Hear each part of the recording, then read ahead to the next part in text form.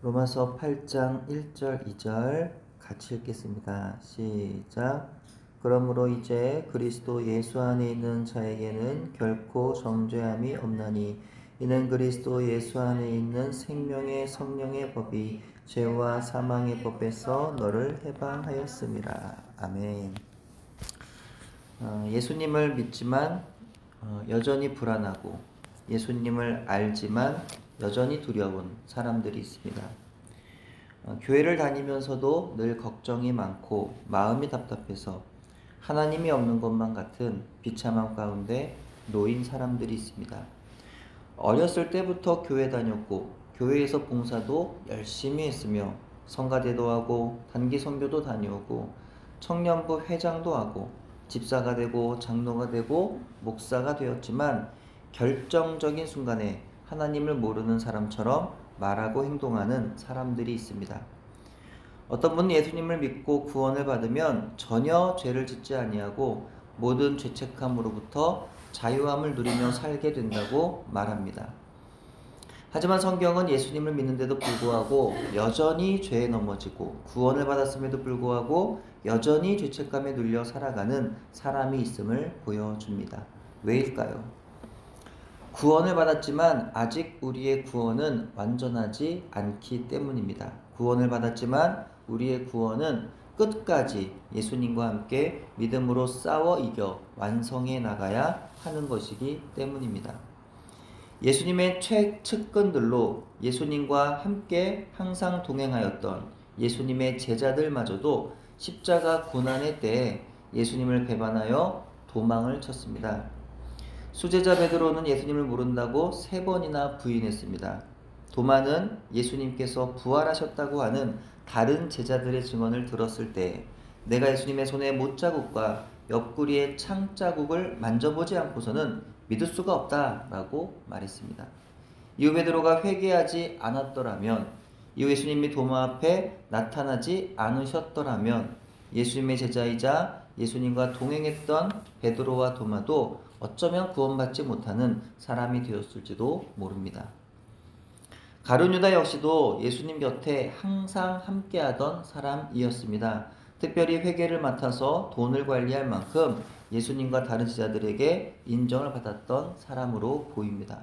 그런데 그는 예수님을 유대 지도자들에게 팔아넘기고 깊은 죄책감에 시달리다가 자살하고 말았습니다. 결국 그는 예수님과 함께하고서도 구원받지 못한 사람으로 우리에게 그렇게 기억되고 있습니다. 이것은 무엇을 의미할까요? 예수님을 단순히 믿는다 말하고 예수님을 따르는 것으로 구원받을 수 있는 것이 아니라는 겁니다. 단지 교회 나와 예배드리고 있는 것으로 정말 예수님 믿는 것이라고 말할 수 없다는 겁니다. 중요한 것은 참으로 예수님을 믿는 것이고 참으로 예수님을 만나 그분과 깊이 교제하는 것입니다. 예수님을 믿는다고 말은 하지만 사실은 믿지 않는 것이기 때문에 그들은 여전히 불안하고 근심이 많으며 외롭고 답답한 이상한 경험을 하게 되는 것입니다. 예수님께서 하신 일과 그분의 말씀에 대해서 많이 알고는 있지만 예수님을 개인적으로 만나 그분과 동행하지 않으면 그들은 여전히 자유함이 없는 삶을 살게 되는 것입니다. 그렇다면 자유함은 어디로부터 올까요? 여러분의 마음의 평안과 즐거움과 안정감은 어디로부터 오는 것일까요? 안정적인 직업을 가지고 충분한 돈을 모아두면 자유할 수 있을까요? 성경은 우리에게 말씀합니다. 예수 안에 자유함이 있다고 말이죠. 예수 안에 구원이 있다고 말이죠. 예수 안에 평화가 있고 예수 안에 생명이 있다고 성경은 말씀합니다. 예수 안에 참 기쁨 있고 예수 안에 참 소망 있으며 예수 안에 참 행복 있다고 성경은 말씀합니다. 왜요? 예수 그리스도 그분이 아니고서는 누구도 인간의 죄의 문제를 해결할 수 없는데 이 죄의 문제를 해결받지 않고서는 누구도 마음에 참 평화와 자유를 얻을 수가 없기 때문입니다. 세상의 돈과 명예와 모든 영광과 재미를 다 누려본 사람들에게 물어보십시오. 평안하신지를 말입니다. 자유하신지를 말입니다.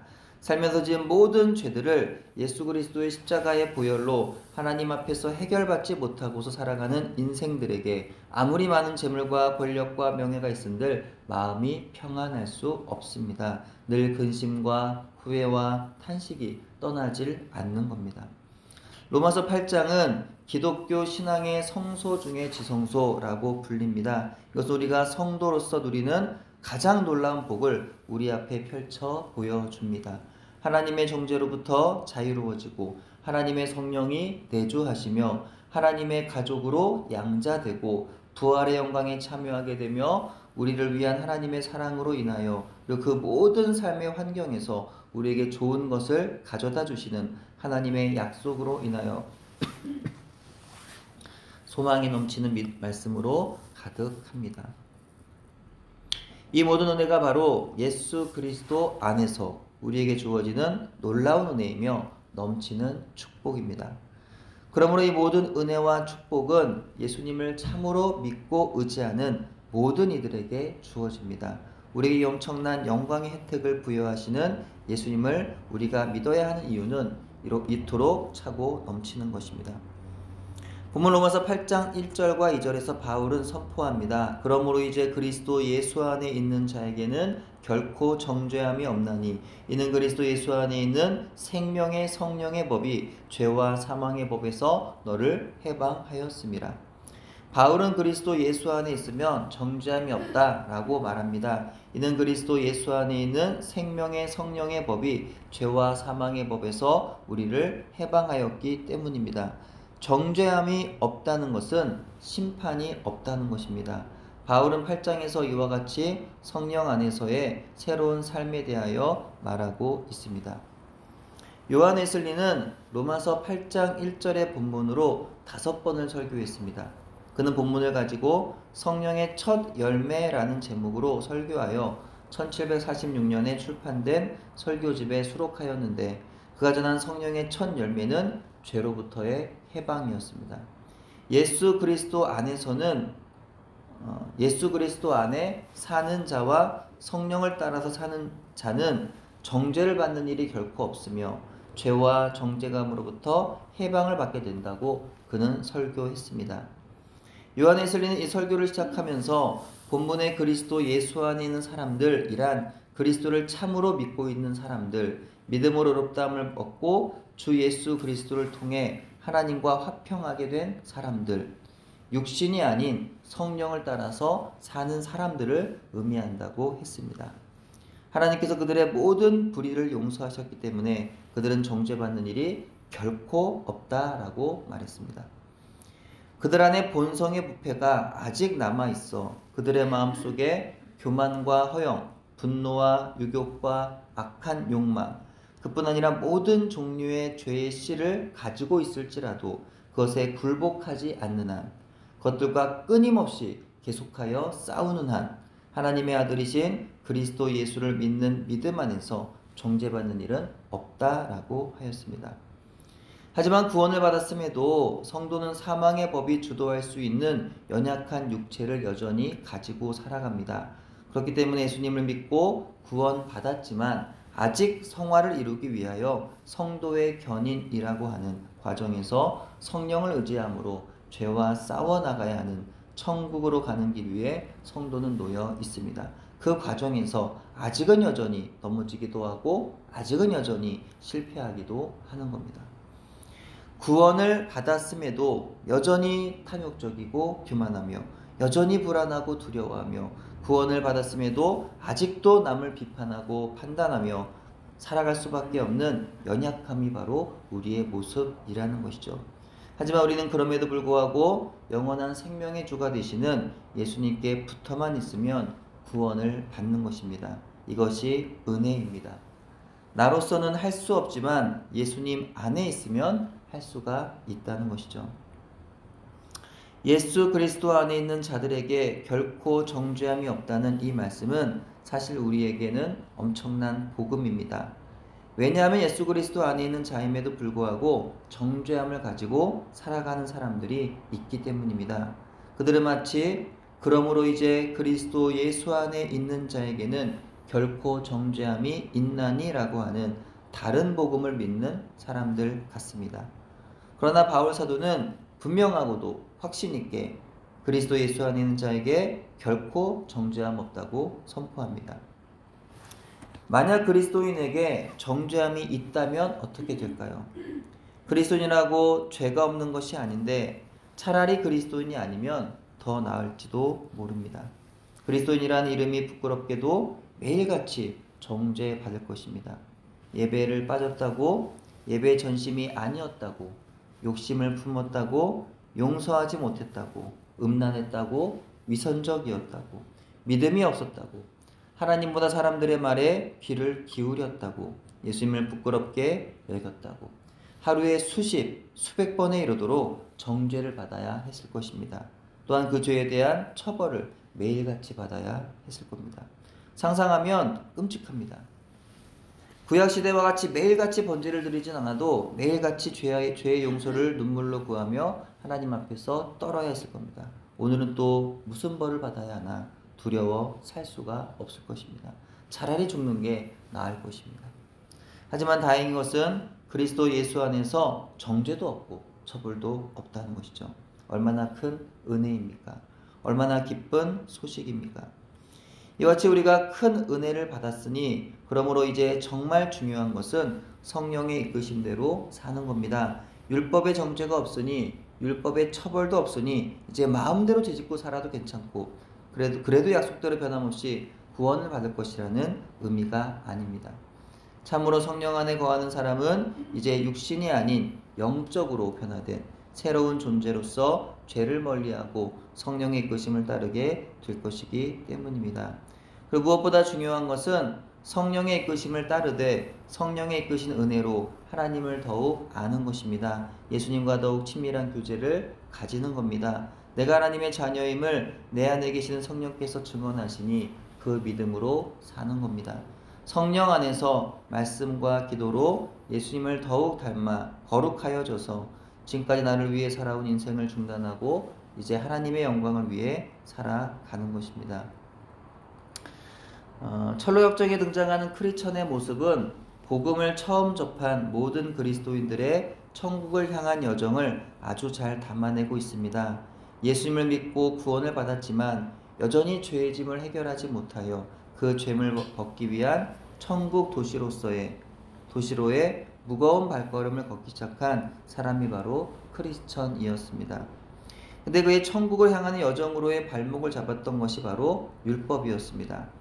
하나님 백성으로 살아가기 위해서 주어진 선하고 의로운 계명들이 오히려 그로 하여금 천국으로 가지 못하도록 그의 발목을 붙잡았더라는 것이죠. 하나님의 사랑에 감동해서 하나님의 계명의 즐거움으로 순종해야 할 사람들이 바로 우리들이지만 때론 하나님의 계명이 오히려 우리로 하여금 하나님으로부터 멀어지게 만들기도 합니다. 하나님의 계명이 문제가 아니라 하나님의 계명을 받은 우리가 문제라는 거죠. 때론 율법을 지키는 것이 나의 자랑이 되기도 하고 때론 율법을 지키는 것이 무거운 짐이 되기도 하며 때론 율법을 지키지 못함이 나와 형제를 정죄하는 이유가 되기도 합니다. 주일에 하나님께 나와 예배드리는 것이 하나님을 사랑함으로 인한 행동이 되어야 하지만 피치 못한 사정으로 주일을 지키지 못했을 때 이것이 큰 정죄감으로 찾아옵니다. 새벽 예배 드리는 것이 역시 하나님을 사랑함으로 인함이며 이것이 은혜이고 축복인 것이 때로는요 자랑이 됩니다. 새벽 예배를 드리지 않는 성도를 향한 판단과 정죄의 근거가 되기도 합니다. 그러다 새벽 예배를 빠지는 날에는요 스스로를 정죄합니다. 깊은 죄책감에 시달려 하루 종일 깊은 실패감과 우울감으로 살게 됩니다. 예배뿐만 아니라 우리의 모든 신앙생활에 있어서 이것은 마찬가지더라는 거죠. 하나님이 주신 계명은 우리를 사랑하심으로 주신 것인데 또 우리를 살리시려고 주신 것인데 우리 하나님의 계명을 주신 마음을 깨닫지 못하고 단지 그 계명에만 얽매일 때가 참 많더라는 거죠. 그래서 그 계명을 자랑으로 삼거나 서로를 판단하고 정죄하는 근거로 삼거나 죄책감으로 괴로워하며 하나님을 멀리하게 되는 이유가 되더라는 겁니다. 우리는 때때로 하나님의 뜻을 알지 못한다고 말합니다. 때로 하나님의 음성을 듣지 못한다고도 말합니다. 하지만 잘 생각해 보면 우리 하나님의 뜻을 모르는 게 아니죠. 대부분 자기 욕심 때문에 하나님의 뜻을 모르겠다고 핑계하는 겁니다. 또 우리는 하나님의 음성을 듣지 못하는 것이 아닙니다. 성경을 펴면 하나님의 음성은 모든 무지한 자에게라도 하나님께 하나님께 주시는 음성이 들려오게 됩니다. 단지 그 음성을 우리가 마음을 열고 듣느냐 아니냐의 차이라는 거죠. 하나님의 뜻과 하나님의 음성은 우리를 자유하게 하시겠다는 겁니다. 우리를 사랑하신다는 것이고 우리에게 세상이 알 수도 경험할 수도 없는 평안을 주신다는 겁니다. 근데 우리는 하나님 아닌 세상에서 평안을 얻어보려고 애써 수고합니다. 그래서 굳이 지지 않아도 되는 온갖 세상의 짐을 가지고 살아가는 거죠. 마치 철로 역정의 주인공처럼 무거운 짐을 두 어깨 또 양팔에 가득 짊어지고 힘겹게 그 여행을 하고 있는 겁니다. 조금만 내려놓으면 좋을 텐데, 조금만 주님께 맡기면 될 텐데 다 지고 가려고 하니까 너무나 힘이 들고 고단하게 살 수밖에 없는 거죠. 예수님이 이와 같이 죄와 인생의 짐을 지고 가는 세상의 모든 고단하고 지친 사람들에게 말씀하십니다. 수고하고 무거운 짐진 자들아 다 내게로 오라. 내가 너희를 쉬게 하리라. 하나님께 예수님께 나아가는 여러분 되시기를 바랍니다. 그분의 말씀을 묵상하며 그 말씀 안에 살아가는 여러분 되시기를 바랍니다. 하나님 아버지께 내 모든 문제와 고민을 맡겨드리는 여러분 되시기를 바랍니다. 내 모든 인생의 문제들을 예수님께 맡겨드립시다. 그분 안에서 세상의 그 어떤 죄로부터 불안한 미래로부터 모든 나를 억누르는 문제와 억압으로부터 자유하시기를 바랍니다. 예수 그리스도 안에서 결코 정죄함을 받지 않는 충만한 자유를 누리시고 그 놀라운 믿음으로부터 오는 자유가 헛되지 아니하도록 그리스도의 본을 받아 죄를 멀리하고 믿음 위에 굳게 서서 범사의 선한 양심에 따라 살아가는 여러분 되시기를 주님의 이름으로 축원합니다. 아멘. 하나님 감사합니다. 오늘날 또 우리의 삶의 여정 속에 믿음으로 살아가게 해 주옵소서. 주여 우리 안에 주 예수 그리스도로부터 오는 자유함을 허락하여 주시고 그 충만한 자유함 안에서 주님의 그 귀하신 그 은혜를 누리며 살아가는 인생이 될 수 있도록 하나님 축복하여 주시옵소서. 감사드리오며 예수님의 이름으로 기도합니다. 아멘.